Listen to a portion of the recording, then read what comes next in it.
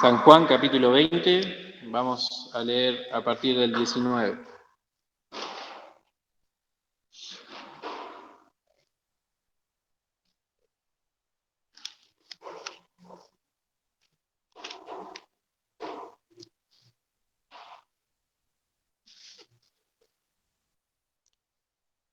Y dice el 19, y como fue tarde aquel día, el primero de la semana, y estando las puertas cerradas donde los discípulos estaban juntos, por miedo de los judíos, vino Jesús, y púsose en medio, y díjoles, pasa a vosotros. Y como hubo dicho esto, mostróles las manos y el costado, y los discípulos se gozaron viendo al Señor. Entonces les dijo Jesús otra vez, pasa a vosotros. Como me envió el Padre, así también yo os envío. Te dejo el lugar a Elian, que va a tener la meditación en esta noche.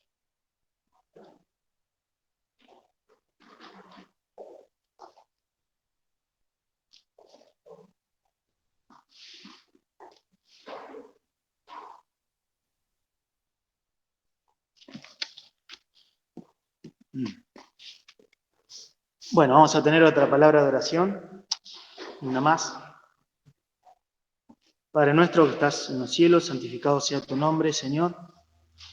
Estamos delante de tu presencia en este día.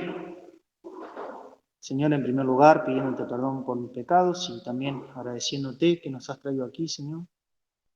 Y rogándote en tu gracia que nos bendigas en esta hora, Señor, que también dispongas nuestro corazón para que podamos oír tu voz. Y también nos vayamos gozosos, Señor, de haber pasado una hora contigo, Señor, contemplando las misericordias también de Jesucristo resucitado. Gracias por su triunfo, Señor, gracias por tu obra preciosa de amor en favor de cada uno de nosotros. Bendícenos en esta hora, te lo rogamos una vez más, en el nombre de Cristo Jesús. Amén. Bueno, este pasaje es una continuación de lo que se estuvo viendo esta semana, hoy a la mañana particularmente. También lo estuve leyendo yo durante la semana, como continuación, me tocaba la clasecita de la escuelita y es un pasaje muy precioso también. Es un capítulo muy precioso, porque nos comienza a relatar los primeros hechos luego de la resurrección de nuestro Señor. Hecho portentoso, sello de Dios de aprobación sobre la obra de su Hijo Jesucristo, en la cual también nosotros nos animamos, y como se decía a la mañana, si Jesucristo no hubiese resucitado, seríamos los más miserables y vana sería nuestra fe. Y en ese hecho particular nosotros nos apoyamos sabiendo, como dice, no lo busquen, Romanos 6:5, porque si fuimos plantados juntamente en Él, a la semejanza de su muerte, así también lo seremos a la de su resurrección. Así como la muerte no tenía potestad sobre el Señor Jesucristo, tampoco la muerte segunda tiene potestad sobre nosotros. Y es algo que anima también nuestro corazón. Y en este capítulo relata todo el primer día de lo que fue la resurrección del Señor. Desde el domingo a la mañana, porque dice el versículo 1, el primer día de la semana, que había venido María Magdalena de mañana, siendo aún oscuro, hasta, versículo 19, como fue tarde aquel día. Es decir, el primer día de la semana, el primer día de la resurrección del Señor. Imagínense cómo estarían los corazones de la gente, ¿no? De los discípulos del Señor Jesucristo, no solamente de los 11, sino también de las mujeres, de aquellos que seguían al Señor. Qué tristeza y qué sensación de desprotección, me imagino. Obviamente había muchos a los cuales el Señor había sanado, leprosos, paralíticos, cojos, ciegos, etcétera, etcétera. Y se encontraban en esa sensación de tristeza. Yo hoy a la mañana hacía el ejercicio y le preguntaba a los chicos, ¿alguna vez perdieron ustedes algún ser querido? Obviamente, todos decían que sí, pero la tristeza que genera cuanto más cercano es el fallecido, la sensación de vacío, al menos de ese día, como que no hay nada que pueda llenar el corazón. Y este texto sí quiero que lo leamos, que se leyó también hoy en la mañana, Marcos 16, 9 y 10, sin perder Juan 20.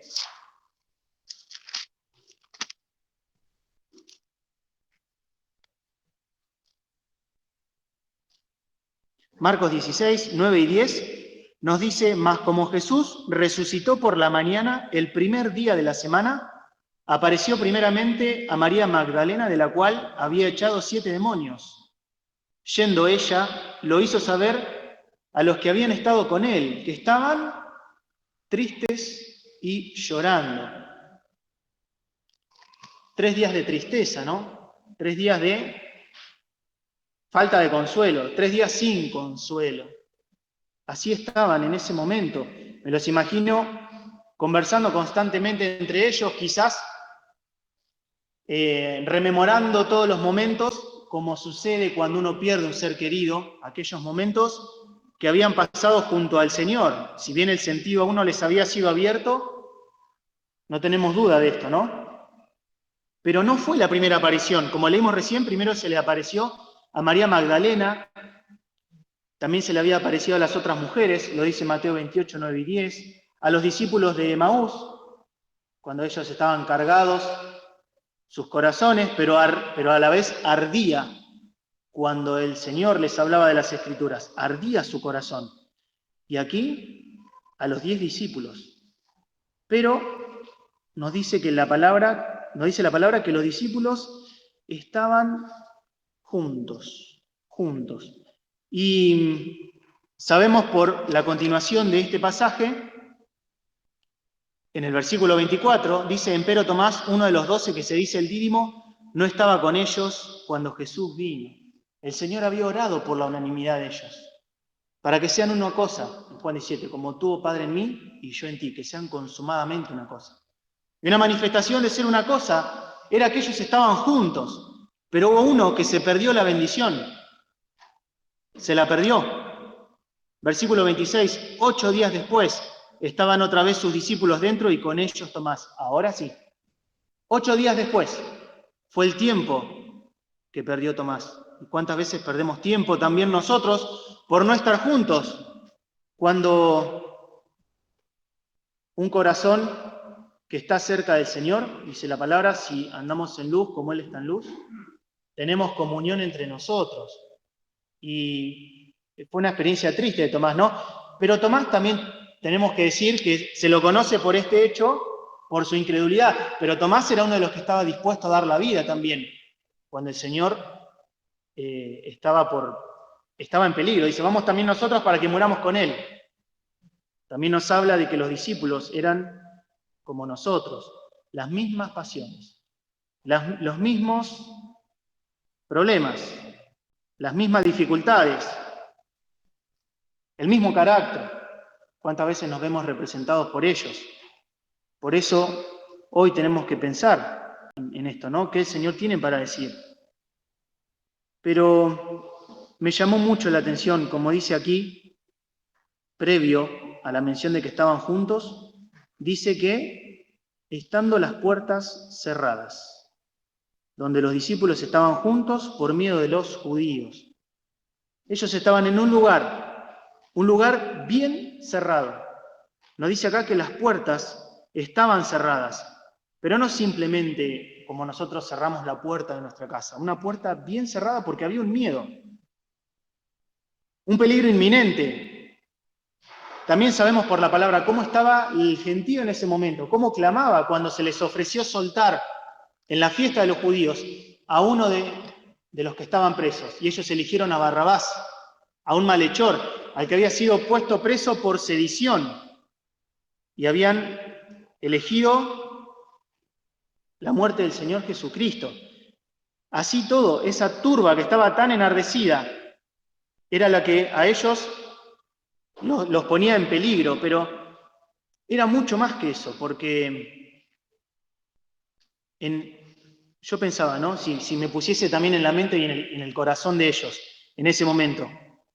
Ellos que habían estado con el Señor Jesús, obviamente que en ese momento, rememorando todo, habían visto cómo el Señor, en el comienzo de su ministerio, había convertido en las bodas de Caná de Galilea el agua en vino, habían visto cómo enfermedades incurables, lo dijimos al comienzo, como la lepra, había sido curada en muchos, aquellos que el Señor también tomaba de la mano, ¿no?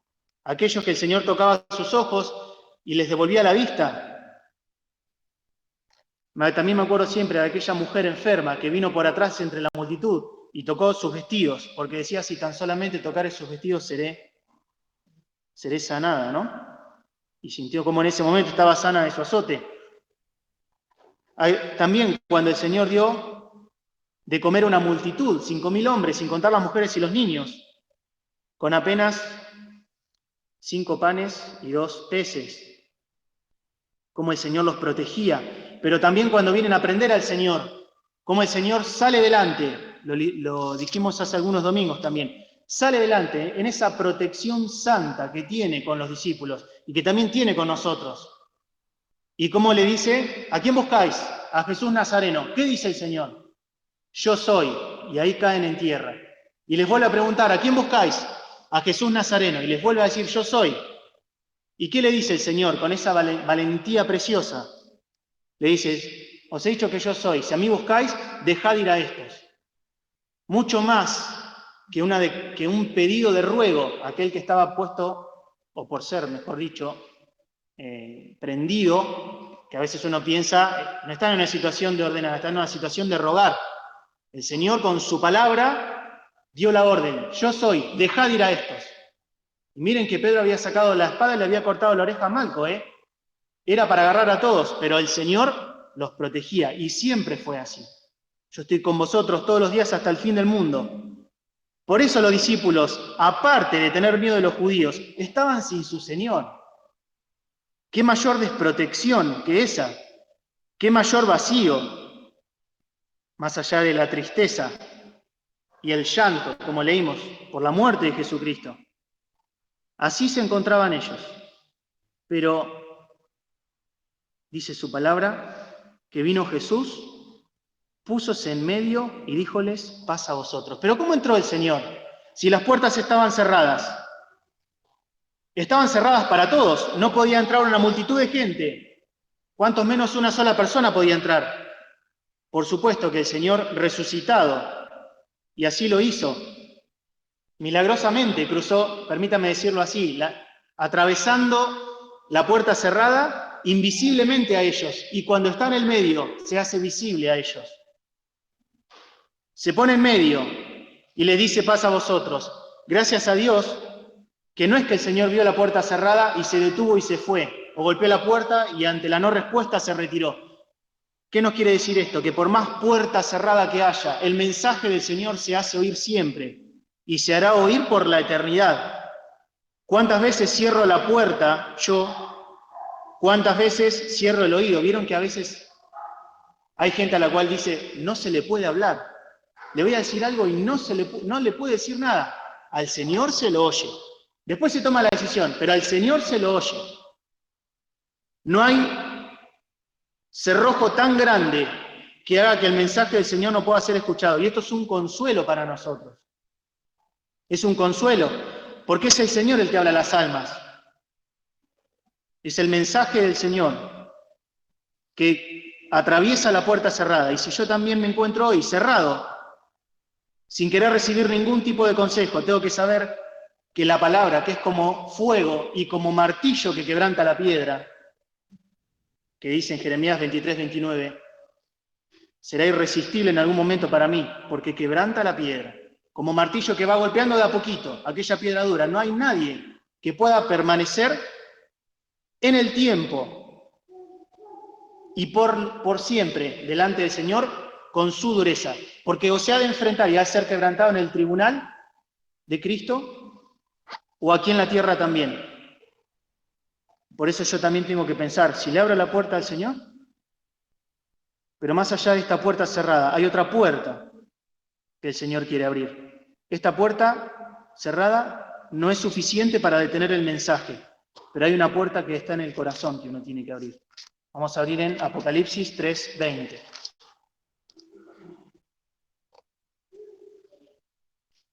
Cuando el Señor le habla a la iglesia en la Odisea,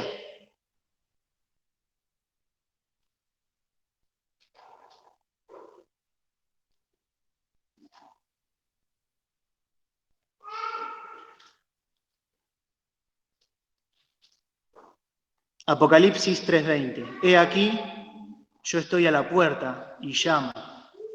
Si alguno oyere mi voz y abriere la puerta, entraré a él y cenaré con él y él conmigo.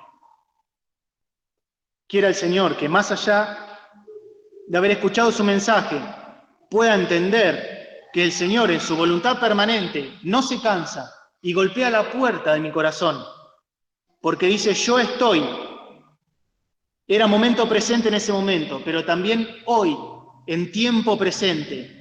No dice yo estaba a la puerta, dice yo estoy a la puerta y llamo. Si alguno oyere mi voz y abriere la puerta, hay que tomar una actitud. Hay que dejarse vencer por la palabra. Dice que habrá un encuentro personal. Aquí dice, entraré a él y cenaré con él y él conmigo. Si nunca lo hice, el Señor todavía está afuera. Quizás me puedo estar engañando, como decía esta iglesia en el versículo 17, yo soy rico y estoy enriquecido y no tengo necesidad de ninguna cosa. Y no conoces que tú eres un cuitado y miserable y pobre y ciego y desnudo. Esta es nuestra condición natural. Nuestra condición natural sin Cristo, la condición natural de aquel que aún no ha abierto la puerta. Pero el Señor en su amor también sigue golpeando, ¿no? Sigue llamando. Y nos habla de una comunión, esta cena preciosa. Entraré a Él y cenaré con Él y Él conmigo. Qué precioso, un momento de compartir con el Señor. Pero para siempre, una vez y para siempre. Porque esta puerta, una vez que el Señor entra, no se baja más. No se baja más. Que así pueda yo evaluar también hoy, si alguna vez he hecho esto o no lo he hecho. Y volviendo a Juan, capítulo 20, dijimos que era el primer día de la semana, que estaban juntos, que tenían mucho miedo, que estaban tristes y llorando, que la puerta estaba cerrada, que vino Jesús y en medio de ellos díjoles paz a vosotros. Este era el mensaje que él tenía para dar. Paz a vosotros. Qué mensaje precioso, ¿no? Yo pensaba, quizá mi lógica indicaría, bueno, si yo hubiese estado ahí, ¿qué esperaría recibir? ¿Qué palabra del Señor esperaría recibir? Recordamos los momentos previos a la cruz. ¿Qué habían hecho los discípulos? Todos, juntos, lo habían abandonado.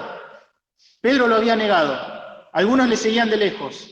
Otros no estaban. Otros se calentaban en el fuego. Todos habían desertado. Se habían ido corriendo por el peligro. Y qué triste es esa sensación cuando uno tiene amigos o gente que estima y se siente traicionado. Por eso el Señor conoce esa sensación, de lo más profundo, porque yo fui el traicionero. El Señor lo conoce. Uno esperaría recibir un mensaje diferente, una reprensión. Eran dignos de recibir esa reprensión, ¿no? Pero el Señor, ¿qué mensaje da? Mensaje completamente diferente. Por eso tengo que aprender del Señor. Qué diferente que es, ¿no? Uno actuaría de otra forma, vengativamente. ¿Vieron cómo se dice? Bueno, no, yo le hago la cruz, nunca más. Bueno, no, el Señor no lo hizo. No lo hizo con ellos. Me creo mejor que los discípulos. El Señor no lo hace conmigo. Y da un mensaje completamente diferente. Paz a vosotros. Y esto es mucho más que una expresión de deseo, como lo que decíamos cuando lo vienen a aprender al Señor. Es mucho más que eso. Es mucho más que eso. Es como aquel que viene a hacer una declaración y la hace. Yo me anoté una frase, un comentario que me gustó, que dice, ¿cómo puede el Señor dar la paz? ¿Y por qué? Dice, Él enfrentó y derrotó todas las fuerzas que destruyen la paz del hombre. Esa victoria con el sello de la resurrección. Él enfrentó y derrotó todas las fuerzas que destruyen la paz del hombre. Cuando Él dijo paz a vosotros, estaba haciendo infinitamente más que expresar solo un deseo. está haciendo una declaración, estaba dando una bendición. Imagínense el tono con el cual el Señor habrá dicho, paz a vosotros. Si me encuentro turbado también, si me encuentro triste, si me encuentro en llanto, el Señor también hoy, si abro la puerta, me dice paz a vosotros. Y es mucho más que eso, ¿no? Voy a tener la paz instantáneamente, porque el Señor Jesucristo, ¿qué decía en Juan 14:27? La paz os dejo, mi paz os doy. No como el mundo la da, yo os la doy. No se turbe vuestro corazón, ni tenga miedo. Si me encuentro turbado, el Señor me quiere dar la paz. Si me encuentro con miedo, el Señor me quiere dar la paz. Y la quiere dar, qué mejor que estando juntos, cuando el Señor la da. Qué precioso, ¿no? Porque ¿quién más que dar este mensaje? Y me acordaba en las bienaventuranzas, en el Sermón del Monte, hay una especial para los pacificadores. Dice, bienaventurados los pacificadores, porque ellos serán llamados hijos de Dios, ¿no? Y esta característica del Señor también es lo que me ofrece dar a mí, porque dice su palabra que el Señor nos mira a través de Jesucristo y nos quiere hacer conformes a la imagen de su Hijo. Miren qué pacificador. Es el pacificador con mayúscula. El pacificador. Aquí lo tenemos. Y hoy está en medio nuestro.